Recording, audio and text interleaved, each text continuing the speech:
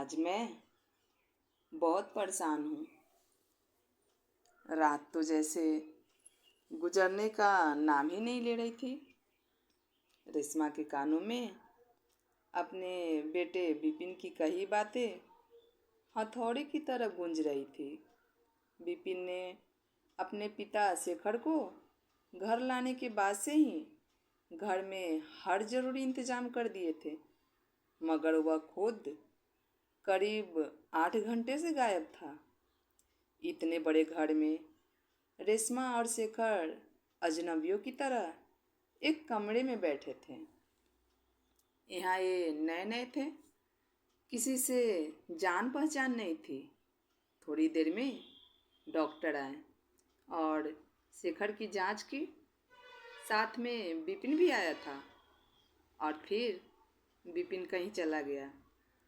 जब विपिन वापस आया तो उसने माँ रेशमा को बताया कि डॉक्टर से बात करने के बाद वह शेखर के अंतिम संस्कार से जुड़ी तैयारियों में जुटा था और साथ ही कुछ अनजरूरी काम भी निपटा रहा था। विपिन की बात सुनकर रेशमा के पैरों तले से जैसे जमीन ही खिसक गई। वह बेचैन और परेशान हो गई। पर विपिन अपने कमरे में चला गया, लेकिन रेशमा की आंखों से नींद कोसों दूर हो चुकी थी कि आंखों के सामने अपने पति शेखर की मेहनत भरी जिंदगी घूमने लगी। उसकी आंखें बस शेखर को ही देखने में लगी थी और सोच रही थी कि कैसे उन्होंने विपिन को पढ़ाने के लिए रात रात भर जग कर मेहनत की थी। शेखर ने हमेशा यही चाहा था कि विपिन की पढ़ाई में कोई कमी ना रहे और वह डॉक्टर बनकर अपने पैरों पर खड़ा हो जाए।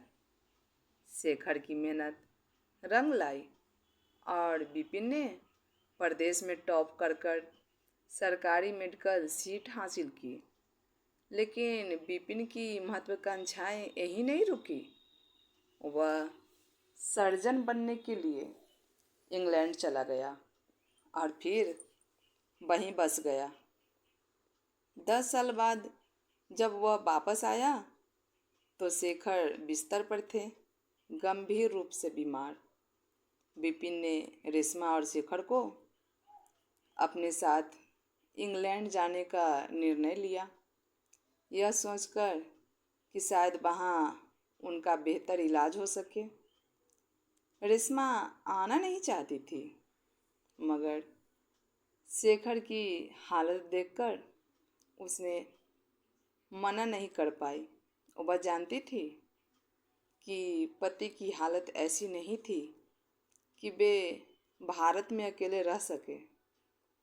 इंग्लैंड पहुँचे उन्हें 3 दिन हुए थे, मगर रेशमा को यह 3 दिन 3 सालों जैसे लग रहे थे। विपिन अपनी पत्नी शालिनी और बेटे आदित्य के साथ घर में रहता था, लेकिन उनके लिए अलग से समय निकालने जैसे उसके जीवन का हिस्सा ही नहीं था। हम अपने ही बेटे और बहू के घर में बेगानों की तरह 3 दिन से पड़े हैं। कोई मिलने नहीं आता, विपिन भी नहीं। विपिन ने रेशमा को बताया कि डॉक्टर ने शेखर को देखकर कहा था कि उनके पास बस 2 दिन और है। यह सुनकर रेशमा का दिल बैठ गया। उसे डॉक्टर गुप्ता की बातें याद आ गई, जो बरसों से शेखर का इलाज कर रहे थे। डॉक्टर गुप्ता ने कहा था, शेखर जी, एक बार विपिन से सेवा करवा लीजिए, उसे देख लीजिए, फिर आप ठीक हो जाएंगे। लेकिन यहाँ तो उल्टा हो रहा था। विपिन तो पहले से ही अंतिम संस्कार की तैयारी कर रहा था। रात गुजरते नहीं बन रही थी जब रेशमा की बेचैनी हद से ज़्यादा बढ़ गई तो वह बिस्तर से उठी और शेखर को सोते हुए देखकर राहत की सांस ली। वह चुपचाप कमरे का दरवाज़ा खोलकर रसोई की ओर जाने लगी, लेकिन तभी उसे विपिन और शालिनी के कमरे से आवाज़ें सुनाई दी। शालिनी गुस्से में कह रही थी, उन्हें यहाँ क्यों लाए हो? धर्मशाला है क्या? लेकिन विपिन ने शांत स्वर में जवाब दिया, मुझे क्या करना था इन लोगों से? वो तो मामा जी ने बुलाया और उनकी बीमारी के बारे में बताया।